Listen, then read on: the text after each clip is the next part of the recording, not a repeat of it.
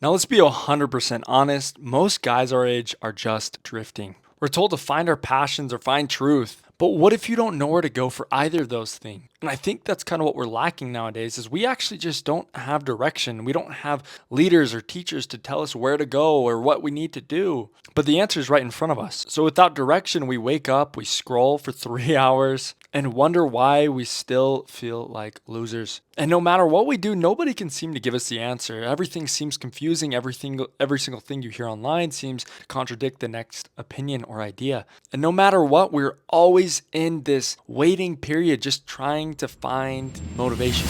But the truth is, you don't need motivation. You need a standard. And you need a map that doesn't change every single day or every time a new trend drops. Something that's consistent, something that is unmovable, something with a foundation of stone rather than sand. I think the reality of it all is that we need to stop overcomplicating it. The truth's right in front of us. We just have to look. And what is that truth? Well, self-improvement has become this giant mega circus of ice baths and 5 a.m. morning routines. But if your character is trash, then none of that even matters. I'm sure a lot of you guys have tried those things. You've tried a couple of those things and they're really helpful for a short amount of time. But no matter what, you are just left feeling empty, still looking for what you came in search of in the beginning. None of it is capable of creating true change in your life. And that's the truth we have to face. So I started looking at the Bible and I realized we have it all wrong. It's not a list of don'ts. It's a blueprint for how to actually become a man. And I'm not talking about you ladies who are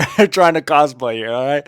I'm talking about men who feel like they are missing something, like society hasn't given them what they needed to transform into the father they need to be, or the leader they need to be, the warrior, the soldier. No matter what, we always feel that we are falling short. The Bible is the original manual for getting your life together, though, even for finding it. Jeremiah 6:16, stand ye in the ways and see, and ask for the old paths. Where is the good way? And walk therein, and ye shall find rest for your souls. The world is just trying to sell you a new way to be happy every single day. And it's exhausting. You see, the old path is just the truth. Discipline, honesty, looking out for those other than yourself. My wife and I, at the beginning of our marriage, started renting out a room in the library every single Monday. Our purpose, we'd go there, talk over our finances, and over time, we started to reevaluate our money. We started thinking about how we can't really gain more when we're holding on so tightly to what we already have, when we're becoming greedy with our money, that God has put us in a position of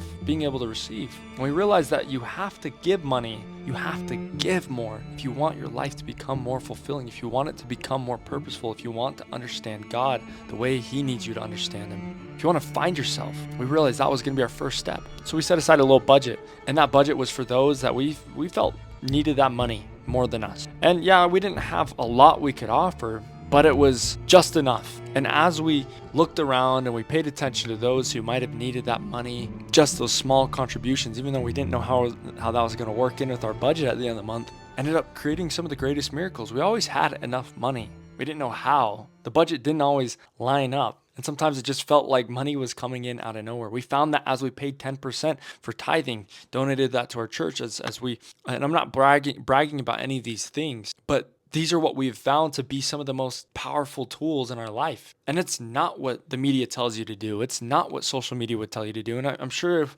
bringing that point up alone is going to lead a lot of people into the comment section saying, hey, you are in a cult. This is so wrong, so evil, but maybe we're just selfish. God knows what you're doing with that money, and He will reward those that need it most with it. And any priest that likes to hoard the money, any priest or false teacher that wants to hold this money and use it for his own self will have to face the judgment seat of God in the last day. God will still bless those around us based off of our humble tithe. It's amazing. That's where the rest has come from in our life. For a while, I couldn't find rest.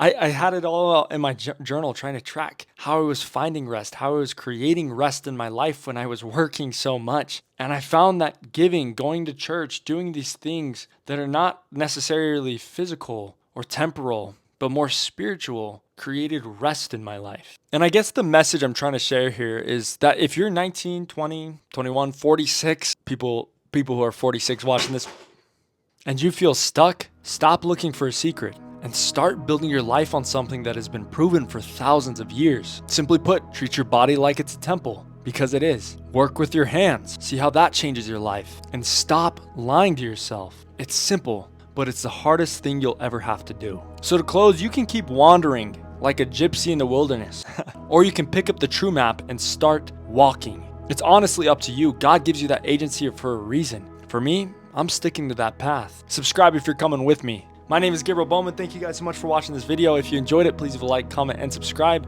And I'll see you in the next video. I post 3 times a week. Don't miss a single one. Bye.